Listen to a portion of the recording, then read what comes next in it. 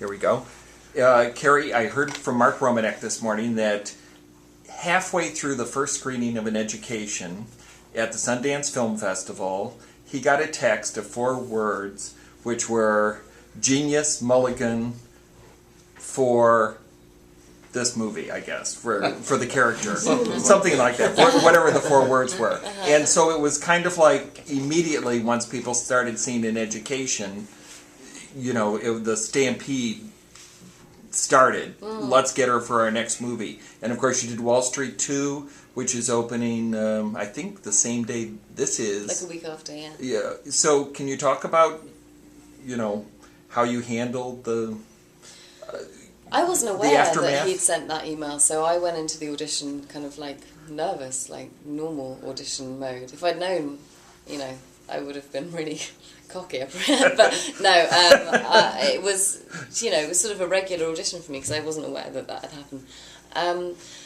It didn't feel like an immediate effect, you know. Never Let Me Go I worked on, and then sort of as I was wrapping Never Let Me Go, Oliver's called me and offered me Wall Street because of An Education. But more than anything, it was sort of daunting because I felt like I'd sort of done this one film that kind of people liked, and I played a very particular character, and I was sort of nervous that I'd been entrusted with a character like, well, Kathy, but, you know, I'd auditioned for that, but for Wall Street because it was so different, and I thought, you know, I'd been so used to like doing 2 or 3 auditions and waiting and the phone to ring, and oh my God, I got the job, and you know, it's sort of weird to not have something where you can say, I can do this, you know, look. So you get on set and you feel like you've got to be doubly extra good because you've got to prove that you were worth it, or that he hasn't made some horrible mistake.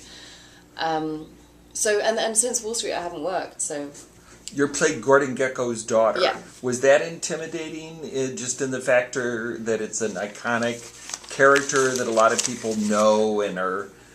You know, that, and it's Michael Douglas, so you were sort of stepping up to the... Yeah, I mean, it was intimidating in that she was an invented character in a film that people really love, and I wanted to make her kind of important in the story, and I mean, the reason I wanted to do it was because it was slightly intimidating, and I wanted to sort of make...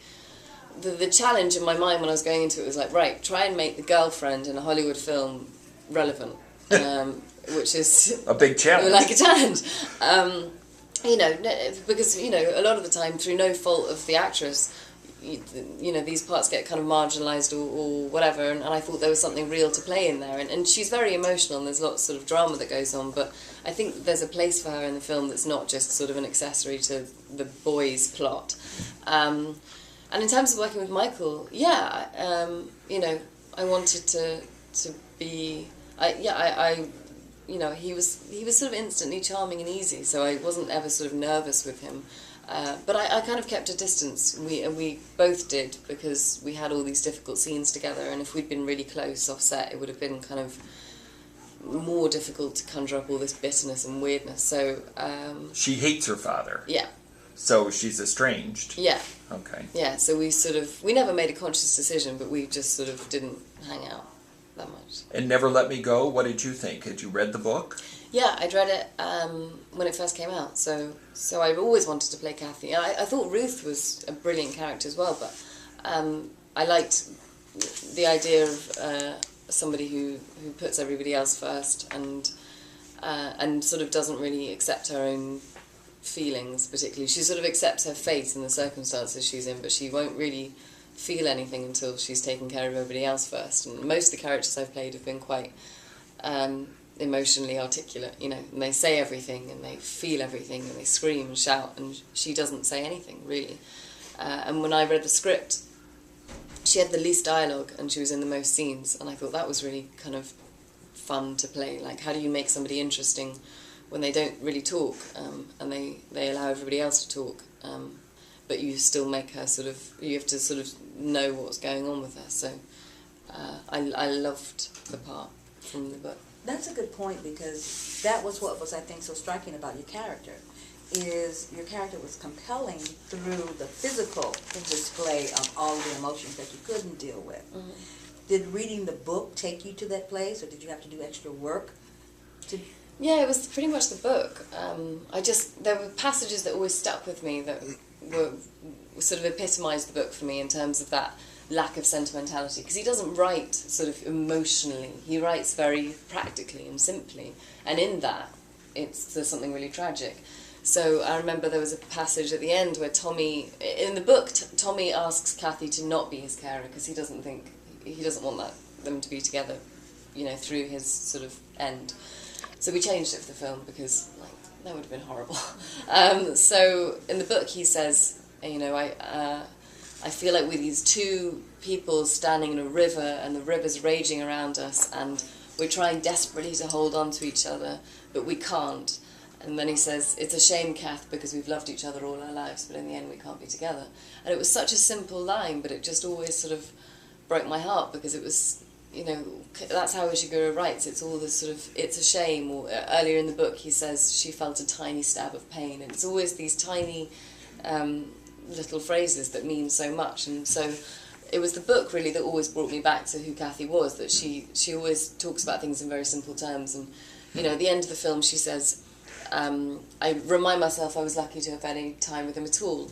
And that sounds very virtuous and lovely and carpe diem, but it's complete bollocks because she's really devastated. But this is how she tells herself this is how she feels, but that's not, you know, so it's constant repression and acceptance. And the sad thing is I think she always knows that there are no deferrals. I don't think she ever believed that there were.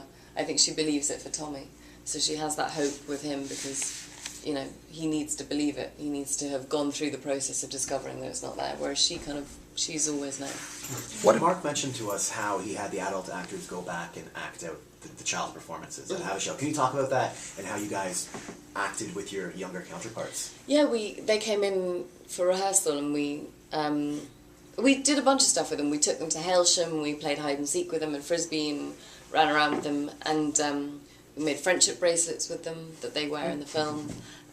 You know, we did all that sort of stuff. And so we took scenes from Hailsham, and so I would do a scene with young Tommy, and Kira would do one with young Kathy. Or, you know, me and Kira and Tommy would all do a scene together, and then they would sort of do it after us, or vice versa. And it was less about, like, here's how to do it, kids, because they were so, you know, no one can play a 12-year-old better than a 12-year-old, so, and no one can play it more truthfully. So it was sort of us assimilating information from them and trying to figure out what they were going to do so we could match it and they could try and match what we were doing. And it was just sort of trying to mix our two worlds. And also for us it was great because then when it came to later on in the film, we were talking about our time at Hailsham, we had all this sense memory of having lived out these scenes. And especially going there and being in the grounds and walking around, and, you know, we were there for a day, but it just helped to have been there. And the games were fun because it was something that I did with Joe Wright on Pride and Prejudice. We went to our house, Greenbridge House, and the whole family played sardines for like 5 hours. I think it's on the DVD. We all and so it felt like by the time the crew came in, you know, it was our house, and that's what we sort of wanted for the kids at Hailsham, that if they felt like they did live there. Why haven't you worked since Wall Street? What are you waiting for now? Oh, I'm working at the end of this month. Finally. I didn't feel like there was anything that was dramatically different enough from anything I'd already done.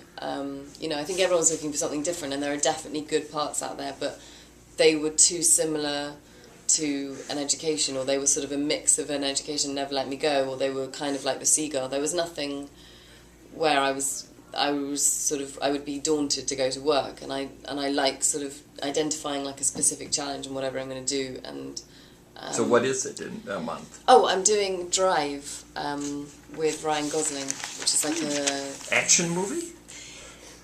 Yeah, but Nicholas Winding Refn's directing it, so it is a genre movie, but it's sort of, I mean, he's the guy who did Bronson and Valhalla Rising, and so it's sort of not going to be a conventional kind of. Okay. I'm a massive fan, and like outrageous fan of his, so.